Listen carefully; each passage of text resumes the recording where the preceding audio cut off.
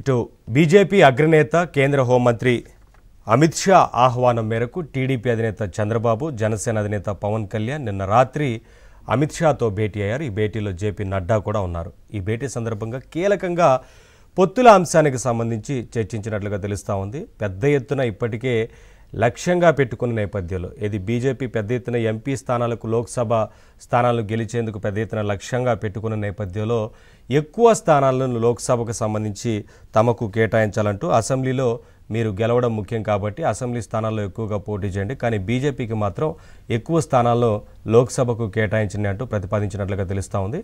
ఈ సందర్భంగా ఇటు పవన్ కళ్యాణ్ కావచ్చు, చంద్రబాబు కావచ్చు, ఇద్దరు కూడా ఎక్కువ స్థానాలను తీసుకునే కన్నా గెలిచే స్థానాలను తీసుకొని ఆ స్థానాల్లో గెలుపునకు కృషి చేయడం మంచిదని సూచించినట్లుగా తెలుస్తూ ఉంది. అయితే ఎక్కువ స్థానాలను తీసుకొని కనుక గెలుపుకు కృషి చేయలేకపోతే ఖచ్చితంగా అది అధికార వైసీపీకి మేలు చేసిన వాళ్ళు అవుతాం కాబట్టి గెలుపు స్థానాలు మాత్రం తీసుకొని గెలుపు దిశగా అడుగులు వేస్తే బాగుంటుంది అన్నట్లుగా సూచించినట్లుగా తెలుస్తూ ఉంది.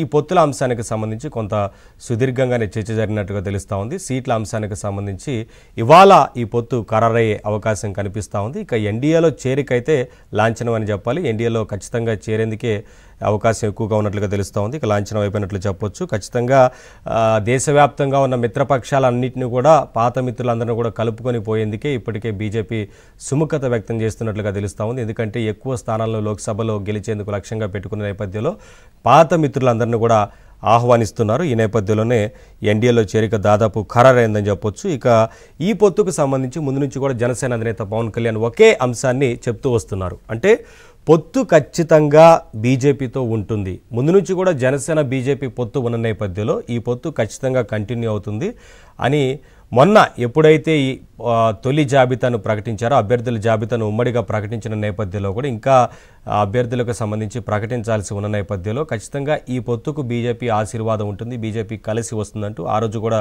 జనసేన అధినేత పవన్ కళ్యాణ్ అయితే స్పష్టం చేశారు. అదే దిశగా అడుగులు పడతా ఉన్నాయి. పొత్తు ఖరారైందని చెప్పొచ్చు. ఇక సీట్ల అంశానికి సంబంధించి ఈరోజు తేలే అవకాశం ఉన్నట్లుగా తెలుస్తూ ఉంది. ఇప్పటికే బీజేపీ రాష్ట్ర నాయకత్వం కూడా ఢిల్లీలో మకాం వేసి వారి పెద్దలతో చర్చిస్తున్నట్లుగా తెలుస్తూ ఉంది. పొత్తుల అంశానికి సంబంధించి కొలికి వచ్చిన తర్వాత ఎన్ని స్థానాల్లో పోటీ చేయబోతున్నారో ఆ స్థానాలకు సంబంధించి అభ్యర్థులను వారి రాష్ట్ర నాయకత్వంతో చర్చించి ప్రకటించే అవకాశం ఉన్నట్లుగా కనిపిస్తూ ఉంది. ఇక టీడీపీ, జనసేన, బీజేపీ పొత్తుకు సంబంధించి ఖరారు కావద్దని, ఎట్టి పరిస్థితుల్లో ఈ పొత్తు కుదిరితే 2014లో ఏం జరిగిందో అదే మళ్ళీ రిపీట్ అవుతుంది కాబట్టి ఇప్పుడు ఇంకా అధికార వైసీపీలో పెద్ద ఎత్తున మల్లగొల్లాలు పడతా ఉందని చెప్పాలి. అధికార వైసీపీ తీవ్ర గందరగోళానికి గురవుతూ ఉందని చెప్పాలి. ఎందుకంటే ఒకవైపు అధికార పార్టీ మీద పెద్ద ఎత్తున ప్రభుత్వం వ్యవహరించిన తీరు మీద ప్రజల్లో ఇప్పటికే పెద్ద ఎత్తున ఈ ప్రభుత్వం మీద వ్యతిరేకత వచ్చింది. పైగా ప్రభుత్వం తీసుకున్న నిర్ణయాలు కావచ్చు, దౌర్జన్యాలు కావచ్చు, అక్రమాలు కావచ్చు, ఇలా రకరకాలుగా ప్రభుత్వం వ్యవహరించిన తీరు మీద పెద్ద ఎత్తున విమర్శలు ఉన్న నేపథ్యంలో